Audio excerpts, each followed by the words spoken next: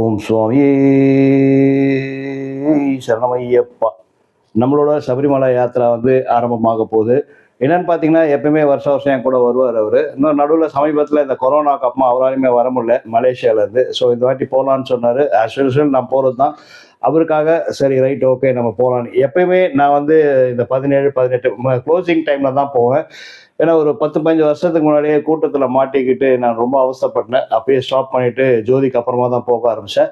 So அதை base பண்ணி தான் இன்னைக்கு 17ஆம் தேதி நைட்டு நம்ம சென்னையிலேருந்து சென்னையிலேருந்து ஃப்ளைட்டில் கொச்சினுக்கு போகிறோம். கொச்சினில் கார் இருக்கும். அந்த காரில் இருந்து போய் சாமி தரிசனம் பண்ண போகிறோம். 2 பேருக்குமே ஒரே டைம் அங்கே வந்து லேண்டிங்கு. எனதும் 10:40க்கு அவருக்கும் 10:40க்கு. ஸோ 2 பேருமே மீட் பண்ணி அங்கேருந்து போய் சாமி தரிசனம் பண்ணிவிட்டு ரிட்டர்ன் வந்து மறுநாள், அதாவது நாளை 18ஆம் தேதி இரவு திரும்பி சென்னைக்கு திரும்பணும். கழுத பாதைன்னு சொல்லுவாங்க, சுப்பிரமணிய பாதை. அந்த பாதையில் போகலான் இருக்கேன். வாங்க சபரிமலையை நோக்கி நம்ம பயணத்தை தொடரலாம். வணக்கம். எல்லோருக்கும் வணக்கம். சபரிமலை யாத்திரை வந்து ஸ்டார்ட் பண்ணிட்டோம். இப்போ வந்து நான் ஏர்போர்ட்டில் தான் இருக்கேன். ஏர்போர்ட்டில் இருந்து நான் கொச்சின் கிளம்பணும். ஆக்சுவலாக பார்த்தீங்கன்னா என் ஃப்ளைட் வந்து 9:25க்கு, பட் இப்போ டிலே ஆகிடுச்சுன்னு போட்டிருந்தான். டிலே எப்போன்னு பார்த்தீங்கன்னா 10:10ன்றான். அவங்ககிட்ட போய் கேட்டால் ரொம்ப ஹார்ஷாக பதில் சொல்கிறான். இண்டிகோவில் போய் கேட்டால் ரொம்ப ஹார்ஷாக பதில் சொல்கிறான். பட் இருந்தாலும் ஒன்றும் பண்ண முடியாது. அங்கே நம்ம கேப் புக் பண்ணி வச்சுருக்கோம். அவர் டிரைவருக்கு சொல்லிட்டாங்க கொஞ்சம் லேட் ஆகும். நம்ம பிரதர் அங்கேருந்து வராரு, அவர் மலேசியாலேருந்து வரவர். அவருக்கு வாய்ஸ் மெசேஜ் வச்சுருக்கேன், பில்லர் நம்பர் 30க்கு வந்து நில்லுங்க பிரதர்னு. ஸோ என்ன போகுது தெரியல, டிலே ஆகிருக்கு. நான் புக் பண்ணும்போதே வந்து இண்டிகோ வேணாம் பல பேர் சொன்னாங்க. இப்போ தெரில, எனக்கு இதுதான் ஃபஸ்ட் டைம் ஆகுது. அவர் 7 வாட்டி போயிருக்கேன், 7-8 வருஷமாக போயிருந்தேன். பட் எனக்கு இதுதான் ஃபஸ்ட் டைம் இங்கே நடக்குது. ஆக்சுவலாக எனக்கு அங்கே தான் ஒரு வாட்டி கேன்சல் ஆகி மார்னிங் வந்தேன். எனக்கு ஃபஸ்ட் டைம் ஆகுது. ஐயப்ப மேலே பாரத்தை போட்டு வெயிட் பண்ணுவோம், நல்லதே நடக்கும். நம்மளுக்கு போர்டிங் பாஸ் கிடச்சிருச்சு. போர்டிங் பாஸ் வாங்கிட்டோம். பட் இருந்தாலும் டைம் வந்து 10:15 சொல்கிறாங்க. இதை வாங்கிட்டு இதில் போக வேண்டியதாக. போயிட்டு நம்ம கேட் நம்பர் 3 போய் இருக்க வேண்டியதான். செக்யூரிட்டி செக்லாம் முடிச்சுட்டு வந்தாச்சுங்க. அடுத்து உட்காந்தாச்சு. கேட் நம்பர் 3 நமக்கு. ஸோ கேட் நம்பர் 3 வந்து உட்காந்தாச்சு. ஸோ எத்தனை மணிக்கு வரும் தெரியல ஃப்ளைட்டு. வந்ததுக்கப்புறமா போகலாம் சபரிமலை. ரொம்ப டென்ஷனாக இருந்தது, கொஞ்சம் ஃப்ரீ ஆகிடுச்சு. ஏன்னா வேறு டிலே பண்ணிட்டு அப்புறம் ஃப்ளைட்டு கேன்சல்னு சொல்லிட்டானா அந்த நேரத்தில் எல்லாம் ஒரு வீதியை கிளப்பலாம். பட் ஓகே, நம்ம ஃப்ளைட்டு தாங்க, அதில் தான் போகணும். அதுதான் ஃப்ளைட். அட்லாஸ்ட் இந்த ஃப்ளைட்டு தான் நம்ம போர்ட் ஆக போகிறோம். இப்போ தான் கொஞ்சம் நிம்மதியாக இருக்குது. ஃப்ளைட்டில் வந்ததுக்கு அப்புறமா தான் கிளம்புனா கேன்சல் பண்ணணும்னு ஒரே பக்குன்னு இருந்தது. இப்போ கொஞ்சம் பீஸ்ஃபுல்லாக இருக்குது. அட்லாஸ்ட் கொச்சின் ஏர்போர்ட்டில் வந்து இறங்கியாச்சு. So கேபுக்காக waiting. நம்ம நண்பர் வந்து இன்டர்நேஷ்னல் அரைவல்லேருந்து இங்கே வரணும். பில்லர் நம்பர் 30 சொல்லியிருக்காரு. So waiting.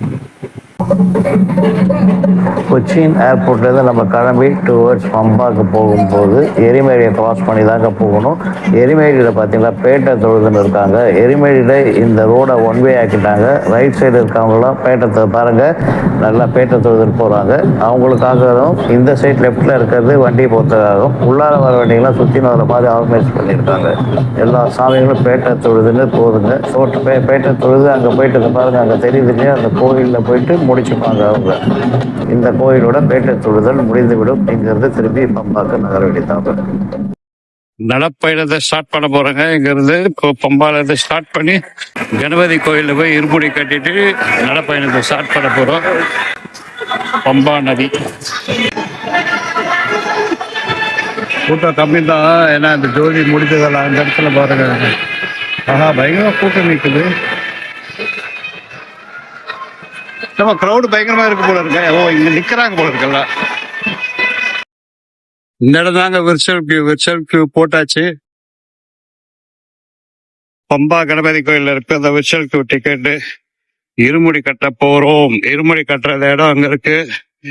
இங்க போய் இருமுடி கட்டிட்டு மலை ஏற வேண்டியதுதான். பயங்கர க்ரௌடா இருக்கு, பார்க்கலாம் எப்படின்னு. ஒரு இருமுடி கட்டுக்கு 300 ரூபாய். அதை டோக்கன் வாங்கிட்டு அங்கே போய் கட்டிக்க வேண்டியதுதான். கட்டிட்டு அப்படியே இங்கிருந்து அப்படியே போய் ஏற வேண்டியதுதான். அப்படியே பாருங்கள், ஒரு பாத்திரத்தை நெய்யை வச்சு நீங்களே போய் ஊற்றிக்கோங்கன்னு ஊற்ற சொல்கிறாரு. நம்ம முத்திரக்காயில் நெய்யை ஊற்றி அங்கே கொடுத்தா அவங்க பேக் பண்ணி கொடுக்குறாங்க. எப்பவுமே நம்ம வந்து நீலிமலை ரூட்டில் தான் வருவோம். ஸோ இந்த வாட்டி இந்த பாதை ட்ரை பண்ணலாம், சுப்பிரமணிய பாதை ட்ரை பண்ணலாம். சுப்பிரமணிய பாதை பக்கமாக வந்திருக்கோம். இந்த கையில் இருக்க இருபடி தான் அங்கே கட்டினது. இதோட ரகசியத்தை நான் அப்புறம் சொல்கிறேன். பாருங்க, நம்ம பிரதர் மலேசியாலேருந்து வந்துக்கிறாரு சாமியை பார்க்க. நான் மற்ற டீட்டெயில்ஸாக சொல்கிறக்க முடியல என்னால். சுப்பிரமணிய பாதை ரூட்டு இது.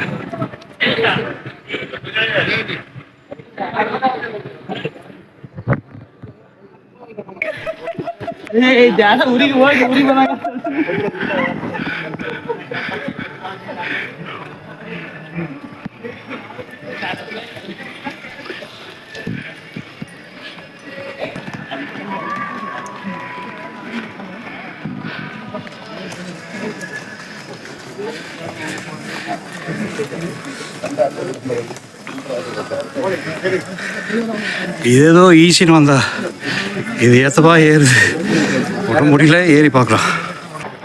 இது ஏதோ ஈஸியாக இருக்கணும் வந்தா, இது ஃபுல்லாக உரிக்குது.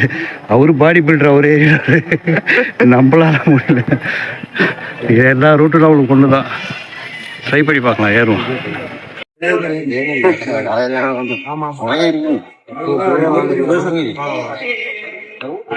இதெல்லாம் இதான் சுப்பிரமணிய பாதை ரூட்டு. பாருங்க ரூட் எப்படி இருக்குன்னு. அங்க பாருங்க, தெரியுதா? மேலே வரைக்கும், அந்த மேலே லைட் வரைக்கும் இருக்கு ரூட்டு. அதே ஃபுல்லாக ஏற்றம் தான், டிராக்டர் போகிறதுக்காக கட்டி பாப்பா இருக்க. மேலே போகலாம். ஐயோ சீப்பாக இருக்கு. இது கொஞ்சம் ஈஸியாக இருக்கணும் தான், பட் பெட்டர் தான் நீலிமலை விட. பட் இருந்தாலும் முடியல, ஏற முடியல.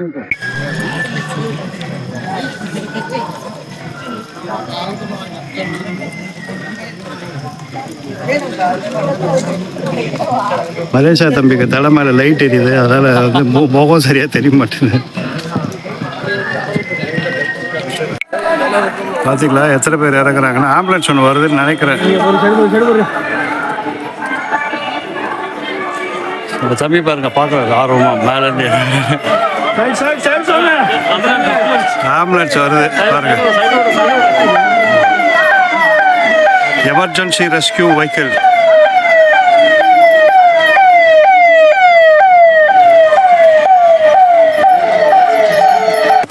சுப்பிரமணிய பாதையில் கிட்டத்தட்ட மரக்கூட வரைக்கும் வந்தாச்சுங்க. நான் க்ரௌடு ஏறுது பாருங்க. க்ரௌடு கம்மி தான் இந்த சைடு ஏறுது, ஏன்னா எல்லாம் அந்த சைடு ஏறுறாங்க. இறங்குற க்ரௌடை பாருங்க. சுப்பிரமணிய பாதையோட டாப்புக்கு வந்துட்டோம். தம்பி தான் பாவம் என்னோட சேர்ந்து ரொம்ப கஷ்டப்பட்டார். நின்று வந்து நின்றார். சுப்பிரமணிய டாப்பு, இங்கே மரக்கூடம், இங்கேருந்து அப்படியே சன்னிதானம் போக வேண்டியதுதான். வாங்க போய்டும். கரெக்டாக 57 மினிட்ஸில் இந்த இடத்துக்கு வந்துட்டோம். இன்னும் எவ்வளோ நேரத்தில் போய் சேருன்னு பார்ப்போம். இந்த பக்கம் போய் அந்த அழுதான நீலிமலை ரூட்டு போய் மிக்ஸ் ஆகிடுறாருங்க. நான் க்ரௌடு பார்க்கலாம். அவங்க இந்த சைட்லேருந்து அனுப்புறலாம், இல்லை அப்படியே மேலே சரங்குத்தியில் துரத்துறானான்னு தெரியல, போய் பார்க்கணும்.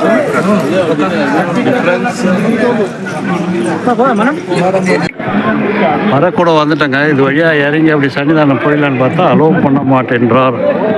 ஸோ இப்படி தான் போகணுன்றான், சரங்குத்தி போய் தான் போகணுன்னு சொல்கிறாங்க.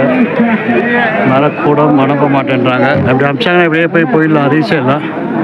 பார்ப்போம், ஒரு 5 நிமிஷம் வெயிட் பண்ணி பார்க்கலாம்.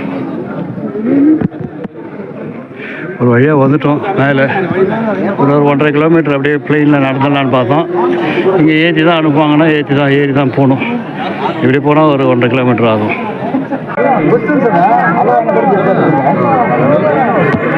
சத்தியமாக நானும் ஒரு 15-20 வருஷமாக இந்த டேட்டில் தாங்க வரேன். இந்த மாதிரி ஒரு கூட்டத்தை பார்த்ததில்ல.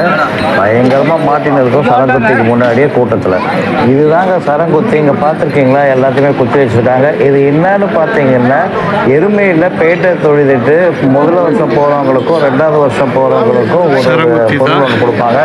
முதல் வருஷம் ஒரு குச்சியும் ஒரு கயிறும் கொடுப்பாங்க. அதே மாதிரி 2வது வருஷம் வரவங்களுக்கு ஒரு கத்தி கொடுப்பாங்க. 3வது வருஷம் வரவங்க தான் மணி கொடுப்பாங்க. அது சன்னிதானத்தில் கட்ட வேண்டியது. அந்த கத்தியும் கயிறும் இங்கே சொருகிடணும். அந்த இதெல்லாம் இங்கே சொருகிட்டு தான் போகணும். இதுதான் சரங்குத்தி. இந்த கூட்டம் நான் எக்ஸ்பெக்டே பண்ணல.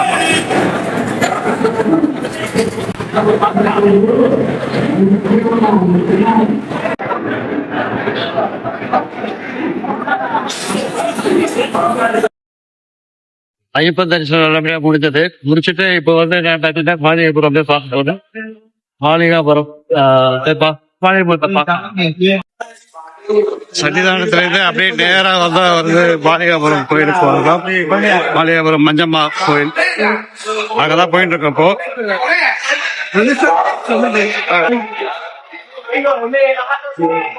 நாங்க கோயில் லெப்ட்ல இருக்கிறதா மாளிகாபுரம் கோயில் மஞ்சம்மாதா. இங்க வந்து முக்கியமா இந்த கன்னி சாமிகள்லாம் வந்து தேங்காய் உருட்டுவாங்க மஞ்சம்மா கோயில்ல. மாளிகாபுரம் கோயில் மஞ்சம்மா கோயில்.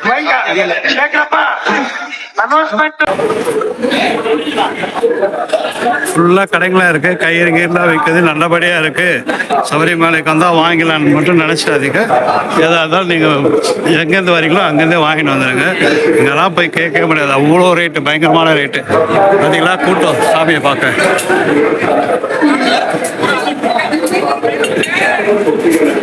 இந்த இடத்துல இருந்து இப்படி போனீங்கன்னா இங்கதான் வந்து நெய் அபிஷேக கவுண்டரு.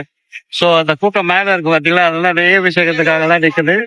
அதே மாதிரி சிவில் தர்ஷன், அதாவது பால போலாமரம் அவங்களுக்கான தர்ஷனுக்கு வழி இங்கதான் இருக்கு. இன்னைக்கு நெய் அபிஷேகம் 10:30 மணி வரைக்கும் தான், அதனாலதான் சரன் பண்றானுங்க. அவ்வளவுதாங்க, நல்லபடியா தரிசனம் ஆச்சு, எல்லாம் பண்ணியாச்சு. நம்ம அப்படியே இறங்க வேண்டியதுதான் பம்பாக்கு இறங்கி வண்டி எடுத்து நம்ம போவோம். டைம் இல்லை. 18 படி ஏறும் போதும் அங்கே தேங்காய் காய உடைக்கணும். அதே மாதிரி ரிட்டர்ன் கிளம்பியாச்சு. கிளம்பும் போது இங்கே காய உடைச்சிட்டு கிளம்பணும். 18 படி நல்ல தரிசனம். ஆனால் என்ன ஒன்று, கொஞ்சம் ஒரு 2-3 ஹவர்ஸ் க்யூவில் நிற்க வச்சார் ஐயப்பன் இந்த வாட்டி. பட் இருந்தாலுமே நல்ல தரிசனம். எல்லாம் முடிஞ்சிடுச்சுங்க. இந்த நெய்யெல்லாம் போட்டாச்சு, போட்டோம், காய அடிச்சுன்னு இருக்காங்க பாருங்க.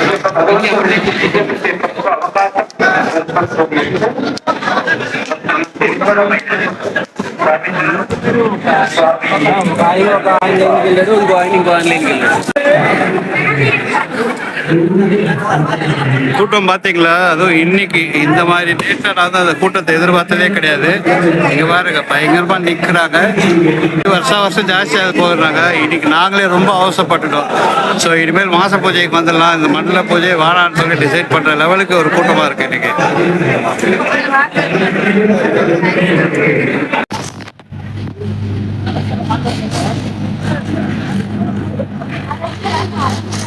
தரிசனமெல்லாம் முடிச்சு இறங்க ஆரம்பிச்சிட்டோங்க. வந்த அதே வழியிலே இறங்க ஆரம்பிக்கிறோம். இப்போ வருது பாருங்கள், இந்த டிராக்டர்ஸ்லாம் மேலே இருக்க உங்களுக்கு மேலே இருக்க கடைங்க, அதுக்கு எல்லாத்துக்கும் பொருள் எடுத்துன்னு போகிறதுக்கு இந்த டிராக்டர் தான். பம்பாவோட அதர் சைடு, இந்த சைடில் இருந்து பம்பா, இது ஆக்சுவலாக இதுதான் நிலக்கல் போகிற வழி. ஸோ நிலக்கலுக்கு போவானா நம்ம டிரைவர் இங்கே வரேன்னு சொல்லிட்டு வண்டி எடுத்துனேன். பார்த்து பம்பாவோட இந்த சைடு பாருங்க எப்படி இருக்குன்னு. தண்ணி கம்மியாக தான் இருக்கு.